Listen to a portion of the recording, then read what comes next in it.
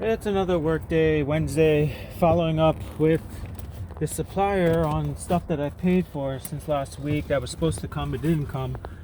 So now I got to keep on following up with them because ball gets dropped, basically. And you got to stay on top of your business. You got to stay on top of the things that you need to have in place so you can organize your teams and hold people accountable. Even though they don't want to be held accountable, you got to just hold them accountable, right?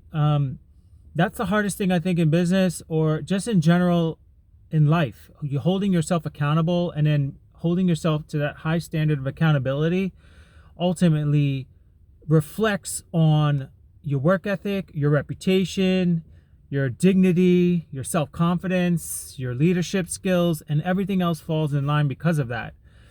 Show me a leader, a strong leader, a great leader. They're 100% accountable, good or bad, right or wrong. They make the job right. They work and they make it right. They take 100% full ownership. If they drop the ball, things weren't done right, somebody that they hired to do a job didn't go according to plan. Like, it's your responsibility as a leader or a business owner to make that right. Now, there are exceptions. Sometimes people just make things really, really difficult and you can never please them. And their sole purpose in life is to just make things difficult and they find fault in every little thing.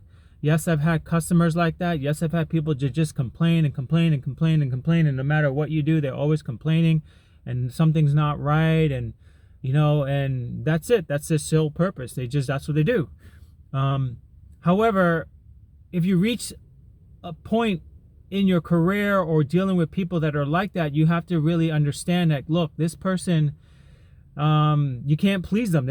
You can't please everybody. You can't meet everybody's expectations all the time. But however, you can be accountable for what you can control and you can focus in on creating a solution that's mutually agreeable, right?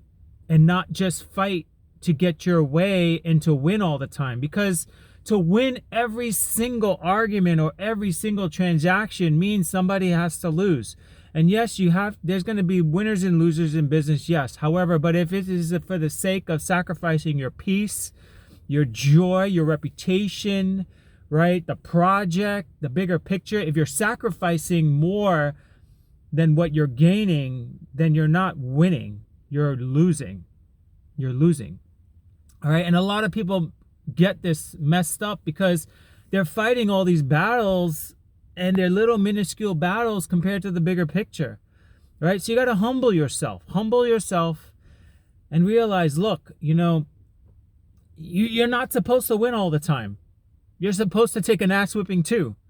And you learn and you retool and you go back and you try again. That's life, that's business, that's in school, that's getting a job, that's landing a job, that's not getting fired, that's getting promotions, pay raises, building a business, right? Managing employees, managing people.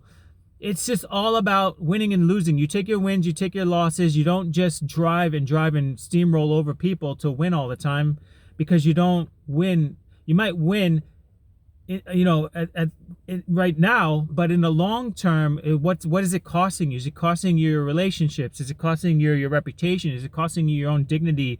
Is it costing you integrity? Is it costing you, strong morals and values? Because once you start fracturing in those areas and compromising in those areas by trying to steamroll through everybody, it starts affecting other areas of your life. Whether you believe it or not, it does.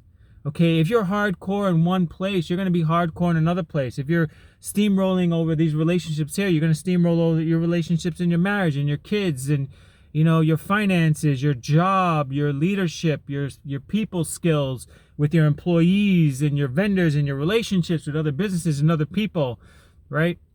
It starts affecting other areas. So don't get delusional thinking that, it's just one area that this is affecting. No, it affects all other areas of your life like a cancer, and it spreads out. And before you know it, you're so wound up, so tight, and you can't even operate from a place of total conviction and clarity and certainty, and you can't operate with a clear conscience, right? And that's why people are so on edge because their conscience isn't clear, because they're not operating with a clear conscience, with good morals and values, integrity and ethics, and running their business transparently and taking full ownership and responsibility. Because it's hard to eat your own dog food.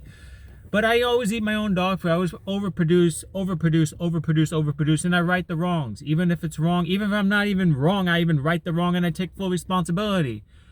Because I can. And a strong leader can take responsibility and take the hit and take the blow and take the digs, because they're strong people. And people who are not strong will never, or they avoid the responsibility. They avoid saying I'm sorry. And if they can't say I'm sorry in business, guess what? They're not saying they're sorry in their marriages. They're not saying sorry with all the other people and all the other relationships. And that's why a lot of things are faltering. They can't say sorry to their employees and the people that they employ.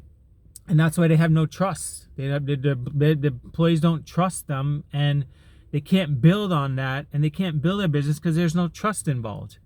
So anyway, I hope that helps you out. Always be a person of integrity. Manage your projects, manage your people, develop yourself to be a better leader, a stronger leader. Take full ownership of responsibilities, no matter, even if it's your fault, right? You can be the one to correct it. Be that person.